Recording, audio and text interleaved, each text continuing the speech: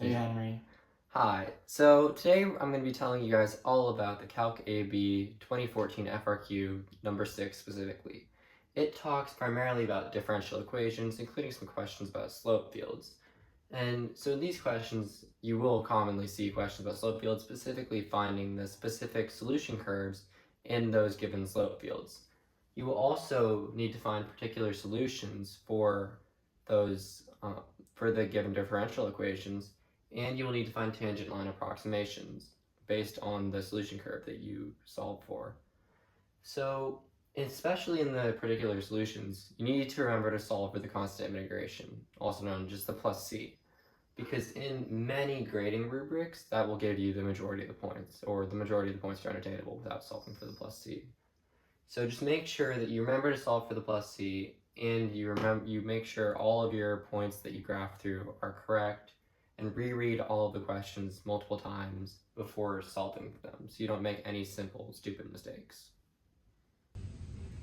Now let's start with part A, which asks us to draw a particular solution curve through the point 0, 1.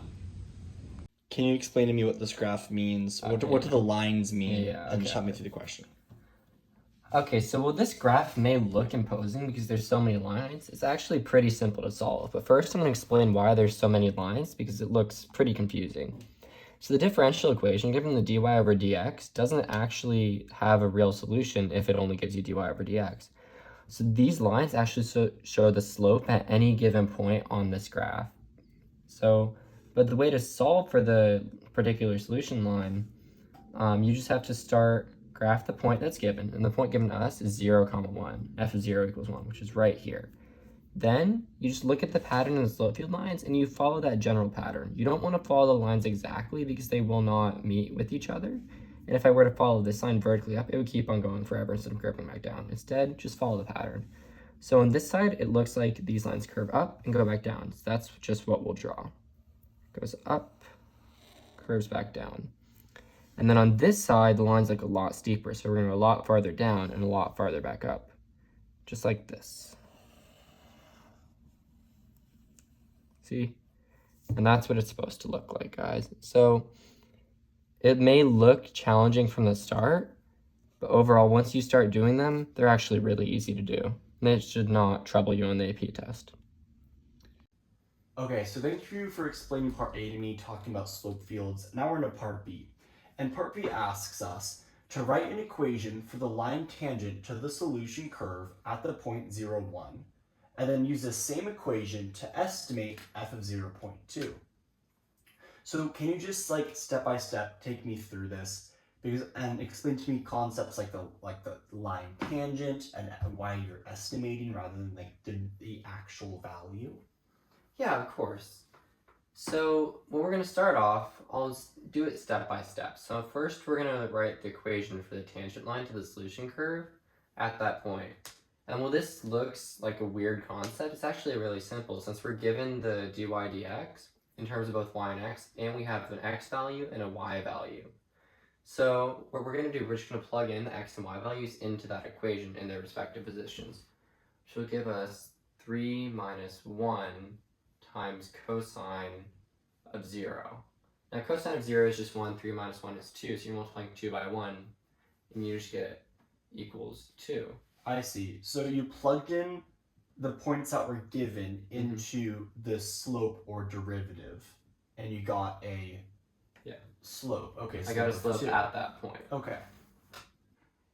Now you can use the slope value to write a tangent line equation at the given point 0, 1 using the equation y equals mx plus b. So this will equal to m because this is the slope, and b is 1 because you're given the point 0, 1. So you get y equals 2x plus 1. And so now what you're going to do is you're going to use this equation to estimate f of 0.2. And that's actually really easy to do because all you have to do is plug in this x value into here to estimate the f of 0.2. So you get f of 0.2 is approximately, now I'll go into why it's approximately in a second, but after I write out the answer, equals 2 times 0.2 plus 1, which is equal to 1.4. Now it's important to remember not to set f of 0.2 equal to 1.4 because it's not. And the reason that is when you're doing an approximation, I'll give you an example based on this graph. So this graph, it looks something like this. It goes down, up, then down over there. And we're basing the point off of over here. And so the tangent line, it has a constant slope of 2. It's not varying. And so it'll continue going up like this. And you're basing your point approximation off of this value. And that'll be your f of 0.2 approximation. When the real number for the original f of 0.2 is actually much lower. And so that's why there's why we don't say exactly 1.4. Okay, so I understand that f of 0.2 is approximately 1.4 because when we use tangent lines, they're a linear line, and because of that, they cannot properly represent that curve, and there is error that is created from that, and that's where estimates come from. So thank you for helping me in part B, where you just told me how to solve for like f of 0.2 or f of a value using estimates, using tangent line approximations.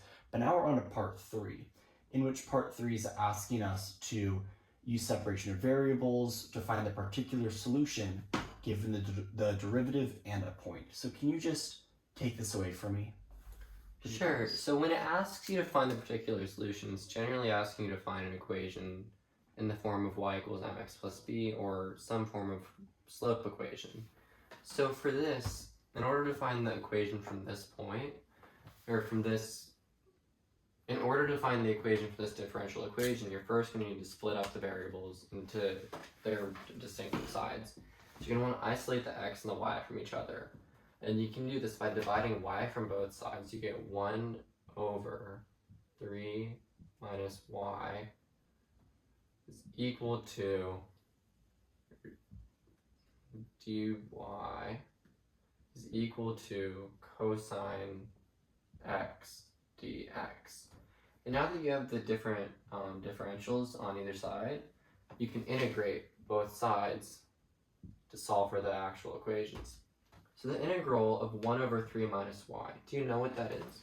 Well, I understand from a previous Calc PC FRQ that you taught me to remember to include the chain rule with negative values. So it's the negative natural log of 3 minus y.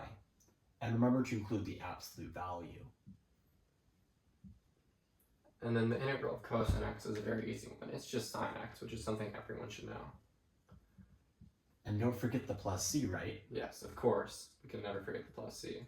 And it's included only on the right-hand side of the x because it's not the y. Yes, because we're solving for an equation in respect to x. All right. So now we're going to use the initial condition f of 0 equals 1 to solve for the plus c. So we have f of 0, which is x, so we have sine of 0, and we have y equals 1. So we get negative ln 2, we don't need the absolute value signs because 2 is a positive number, equals sine 0 plus c. And sine of 0 is just 0, so we get c is equal to negative ln 2. Okay. So what we can do now is just plug this variable representing negative ln of 2 into this equation, right? Yeah. So in doing so, we get... So we could just write this right here, right? Yes. So we get minus ln of 2. And now, in order to isolate y, what we need to do is set e to the power of both sides. So I'm going to do that over here because there's more space. So we get e to the negative ln 3 minus y equals e to the power of sine x minus ln of 2. So what you just did right here was algebraic manipulation by raising both sides to a higher power by e to this respective side in order to cancel out these natural logs, Yes. right? Because when you put e to the power of the natural log of something, the e and the natural log cancel out. And for this side, you can get negative 3 minus y is equal to negative 2 times e to the sine x. Okay. And so for this equation, the absolute value sign can actually be dropped because we're given the condition f of 0 equals 1. And since 1 is less than 3, this will not be a negative number because 3 minus y, since that y is 1, that's less than 3, so the absolute value will never have a negative number inside of it. So we can actually turn these into parentheses. And now we can distribute the negative sign. So we get negative 3 plus y equals negative 2 e to the power of sine x. And that's very easy to solve for y. We just get y equals 3 minus 2 e to the sine x. Great, so we just used separation of variables, we plugged in a constant, and we used algebraic manipulation to remove these natural logs to find the, what was it called? The differential equation? The particular solution. The particular solution. So this is representing f of x, right? Yes. All right. Exactly. But Cool. only through that given point. Oh, so if it gave us a different point, like 1,3 or 1,10, then this We would have to equation would be redo very this whole different? thing. Yes, it would be very different because this value would change by a lot. Okay, so this relates back to part A, in which you kind of told me that if they change the point that was given where they asked for the slope, then the entire graph would be completely different. Yes, exactly. Okay. Thank you for teaching me this. No problem. Hope you. Thank you everyone for listening to our podcast about the 2014 Calculus AB FRQ number 6, going over differential equations and logistic growth. Now, I hope you have a great AP test, and we will be getting 5. Let's get out of here.